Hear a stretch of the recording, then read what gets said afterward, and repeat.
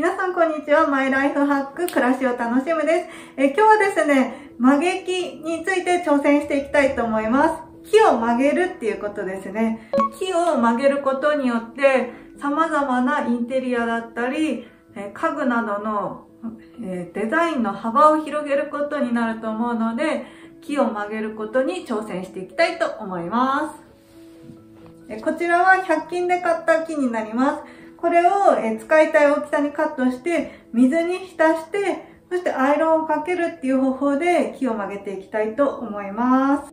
これはおじいちゃん家の倉庫から見つけてきた年代物のノコギリです。めっちゃ錆びてます。切れるかわかんないんですけど、とりあえず切っていきたいと思います。クランプとか作業台もないので不安定なんですけど、とりあえず切っていきます。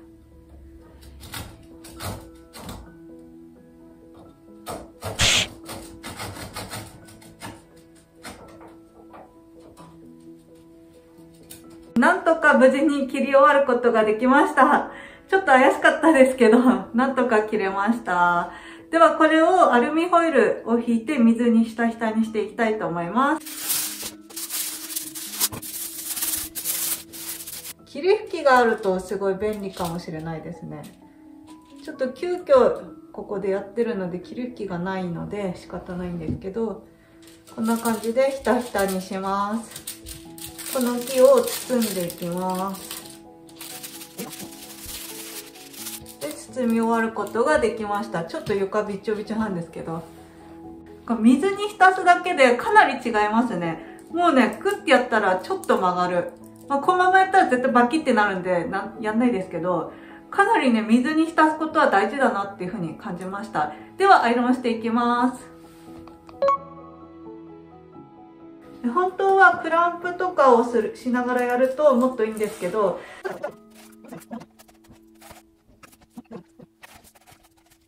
アイロンでやろうと思ったんですけど、なんかこのアイロンが威力が弱いみたいで、アイロンした後の木を触ってもね、全然熱くなってないんですよね。なので、ちょっと違う方法でやっていきたいと思います。マジか。切り目をね、ちょっとずつ入れていきたいと思います。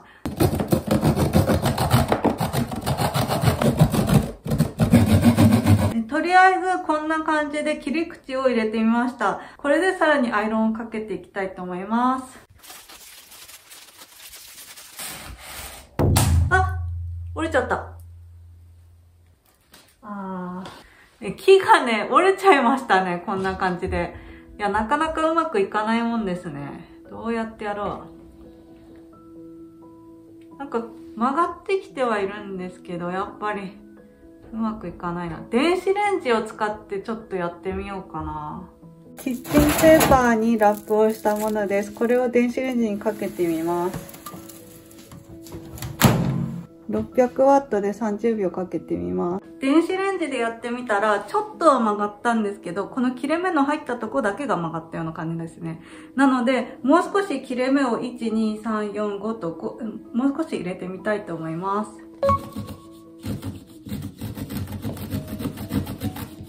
今、切り込みを1、2、3、4、5、6箇所入れたような状態になってます。で、これをちょっとずつ曲げてってみます。結構ね、もう曲がるかも。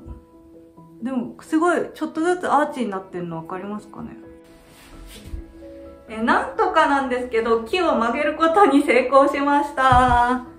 こんな感じですね。で、ポイントとしては、しっかり水に浸すことと、ノコギリで、切り目をね、多めに入れることが大事だなっていうふうに思いました。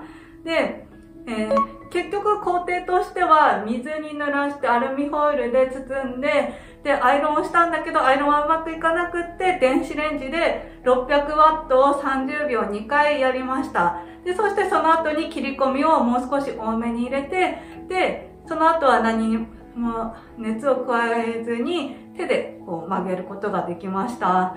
で、このままクランプで留めて乾燥させると、丸い状態で固まるんじゃないかなっていうふうに思います。